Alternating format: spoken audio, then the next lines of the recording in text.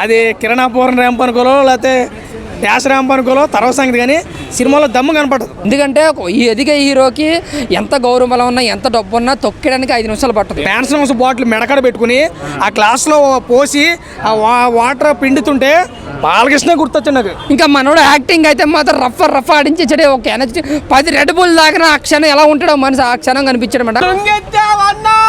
వేరే level K ramp కొత్త ramp ఇక వేరే లెవెల్ యాక్టింగ్ అన్న. ఏంటి లుంగెత్తి డాన్స్ చేస్తుంటే ఏం సినిమా అన్నా, ఏంటన్నా ఏం యాక్టింగ్ అన్నా నీది? ఫ్లాపా? ఎవరు చెప్పారు ఫ్లాప్ అని చెప్పేసి? సినిమా చూడండి, చూసి మాట్లాడండి ఫ్రెండ్స్. అబ్బా ఏం సినిమా ఏం యాక్టింగ్.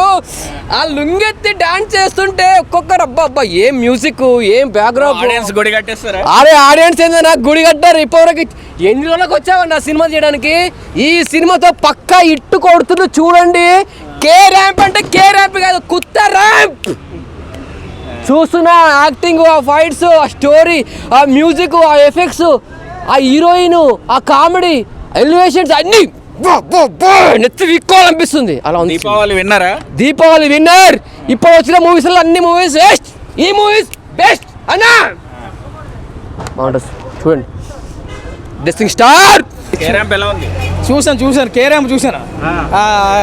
చెక్కేస్తాడు అన్నట్టు చూసా అనుకున్నాను, కానీ ఓకే అనుకున్నంత అయితే కాదు. కానీ ఆ కిరణ్ అపూరానికి మళ్ళీ వినరో భాగ్యం విష్ణు కథ తర్వాత ఈ సినిమా ఒక మంచి సినిమా అని మనోడు చెప్పుకోవచ్చు. ఎస్ఆర్ కళ్యాణ మండపం, వినరో భాగ్యం, విష్ణు కథ, మళ్ళీ ఇప్పుడు కే ర్యాంపు. అంటే ఇందులో కొన్ని అక్కడక్కడ కూడా వల్గర్ లాంగ్వేజ్ ఉంది. అది మనకు లాంటి వాళ్ళు తీసుకోవాలి కానీ కొంతమంది తీసుకోలేరు.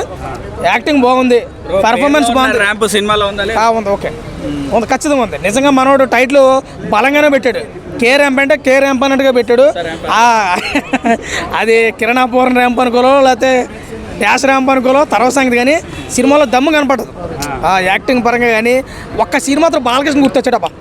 మ్యాన్సన్ హౌస్ బాటిల్ మెడకడ పెట్టుకుని ఆ గ్లాస్లో పోసి ఆ వాటర్ పిండుతుంటే బాలకృష్ణ గుర్తొచ్చాడు నాకు. నిజంగా తింపాడు అలాగ అనిపించింది. సినిమా అయితే బ్యాక్గ్రౌండ్ మ్యూజిక్ చాలా బాగుంది, యాక్టింగ్ బాగుంది, పర్ఫార్మెన్స్ బాగుంది, సాంగ్స్ బాగున్నాయి. మనోడు ఇప్పటివరకు ఫైట్లు చేయడం మనం పెద్దగా చూడలేదు. ఈ సినిమాలో 2-3 ఫైట్లు కూడా గట్టిగా వేసుకున్నాడు. కిరణ్ అపూరానికి చాలా రోజుల తర్వాత ఒక మంచి సినిమా పడిందని అనుకోవచ్చు. వినరో భాగ్యం ఇష్టంగా చాలా బాగుంది సినిమా. నేను 4-5 సార్లు చూశాను ఆ సినిమాని. సాంగ్స్ కూడా ఇప్పటికి వింటాను. ఆ తర్వాత వచ్చిన సినిమాలు నాకు అంతగా ఆకట్టుకోలేదు. మేటర్ అన్నాడు ఖచ్చితంగా దివాళీ టైంలో నిలబడ్డ సినిమా అండి ఇది. పరిగెట్టింది, తారాజోలాగా చుచ్చుపుట్లేగా పరిగెట్టింది సినిమా అయితేనే. కిరణ్ అపూరానికి అయితే కంగ్రాచులేషన్ చెప్తున్నాను టీం అందరూ కూడా. సినిమా బాగుంది, నిజంగా ర్యాంప్ అయిపోయింది సినిమా అయితే. మామూలుగా లేదండి సినిమా అయితే, గట్టిగా ఉంది. బాగుందన్న.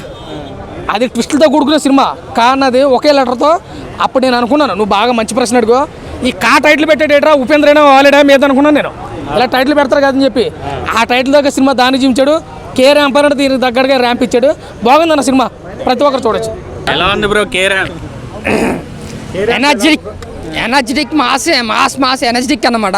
కాకపోతే ఏంటంటే మన యాక్టింగ్ అరే సినిమా బ్లాక్ బస్టర్ కాల్ ఎగరేసుకోవడం కాదు, కానీ చూసినంతసేపు బాగా ఎంజాయ్ చేస్తూ గ్యాంగ్ తెలితే బాగా ఎంజాయ్ చేస్తారు. కథనాల కోసం పక్కన పెడితే ఎంటర్టైన్మెంట్గా అనిపించింది. కామెడీ బాగుంది సినిమాలో, కొన్ని సస్పెన్స్లు బాగున్నాయి, కొన్ని క్యారెక్టర్లకు సైకో విజన్తో మనకి ఏంట్రా ఇలాంటి క్యారెక్టర్ మన లైఫ్లో ఉంటే ఏంట్రా అనిపించుకుని ఒక సైకోసం కనిపించింది. మీ బీజిఎం బాగుంది సినిమాలో. ఇంకా మనోడు యాక్టింగ్ అయితే మాత్రం రఫ్ ఆడించాడే. ఒక ఎనర్జీ 10 రెడ్ బుల్ దాకా ఆ క్షణం ఎలా ఉంటాడో మనిషి ఆ క్షణం కనిపించడం. చాలా ఎనర్జెటిక్గా నడిచాడు. డైరెక్టర్ కూడా అంతే ఎనర్జెటిక్గా తీసాడు. స్క్రీన్ ప్లే బాగుంది. అంటే ఆ కే అనేది కా అనేది మాత్రం వేరే కాన్సెప్ట్ కదన్నా. ఇది ఓన్లీ రొటీన్ కమర్షియల్ మూవీ అనమాట. సో నా వరకు చూసుకుంటే బాగా వెళ్ళి ఎంజాయ్ చేసి గ్యాంగ్తో ఒక రచ్చ చేసి సినిమా అనేది. స్టోరీలు పక్కన పెట్టిన ఇప్పుడు జాతరత్నం మీకు ఎంతైతే ఎంజాయ్ చేసిందో, చీజెటీలు ఎంతైతే ఎంటర్టైన్మెంట్ చేసిందో, కార్ ర్యాంప్ కూడా అంతే ఎంటర్టైన్మెంట్ చేస్తుంది. డెఫినెట్గా నేను డ్యూటీ చూడలేదు కాబట్టి దివాళీగా ఇది ఒక విన్నర్. ఏమో తెలియదన్నా. కొన్ని నేను అనుకుంటా ఆయన ప్రెస్ మీట్ కొన్ని మాటలు తగ్గించుకోవాలనేది నాకు అనిపిస్తుంది. ఎందుకంటే ర్యాంప్ అంటే ఏంటి, నీకు ర్యాంప్ అనేది ఒక మన బీభత్సమైన సినిమాలు తీయాలంటే ఒక కొత్త కాన్సెప్ట్, ఒక కొత్త బీభత్సమైన సినిమా తీసి ఒక ఇండస్ట్రీ రికార్డులు అయితే అలాంటి సినిమాకి ర్యాంప్ అనేది కూడా ఓకే. కానీ ముందు మన ర్యాంపులో పంపులో గ్యాంపులో అని పెట్టేస్తే ఇక్కడ తప్పదు ఇక్కడ. ఎందుకంటే ఈ ఎదిగే హీరోకి ఎంత గౌరవం బలం ఉన్నా ఎంత డబ్బు ఉన్నా తొక్కడానికి 5 నిమిషాలు పట్టదు. కొంతమంది హీరోలు చూస్తున్నాం, సినిమాలు తీసుకో, స్టోరీలు నచ్చడు, ఫ్లాప్ అయితే ఫ్లాప్ అని చెప్తాం, హిట్ అయితే హిట్ అని చెప్తాం, ఫ్లాప్ అయినప్పుడు కమ్ముకుండు, హిట్ అయినప్పుడు ఎంజాయ్ చేయి, కానీ మాటలు మాత్రం తగ్గించుకుంటే బెటర్ అని నా ఫీలింగ్. ఎందుకంటే కొన్ని ప్రెస్ మీట్లు ఏంటంటే సినిమాలో బూతులు పెట్టాడు ఓకే, దాన్ని ఏదైనా సెన్సర్ కట్ అయితే లేదా పబ్లిక్ చేసాడు అయితే ఓకే, అంతేగాని అది ఉండకూడదు ఇది ఉండకూడదు ప్రెస్ మీట్లు కొంచెం మాటలు తగ్గించుకుంటే బెటర్. ఎందుకంటే కిరణ్ అబ్బవరం అంటే మళ్ళీ చెప్తాను, కిరణ్ అబ్బవరం అంటే నాకు చాలా రెస్పెక్టబుల్, మన ప్రదీప్ రంగనాథ్ గారు అంటే చాలా రెస్పెక్టబుల్. ఎందుకంటే కొంచెం కొత్తగా వచ్చినాడు సిద్ధు కానీ ఇలా ఎందరో ఇలా యాక్టింగ్ బాగుంటుంది, మాటలు బాగుంటాయి, కొన్ని మాటలు ఏంటంటే ఇన్స్పిరేస్ అవుతాం కొన్ని వీళ్ళ మాటల వల్ల, కానీ కొంచెం ఓవర్ మాటల వల్ల ఏంటంటే వీళ్ళకి ఎంత వచ్చిందా అన్న ఫీలింగ్ ఏదో ఆ ఫీలింగ్ ఎప్పుడు రాదు. హీరో ప్రదీప్ని తిట్టాడు కదా, నన్ను అడగండి హీరోగానే లేవని చెప్పేసి, అసలు ఈయన హీరోగా ఉన్నాడు కిరణ్ అబ్బవరం? నన్ను అడిగితే చెప్తున్నాను ఎవడో హీరో కాదని.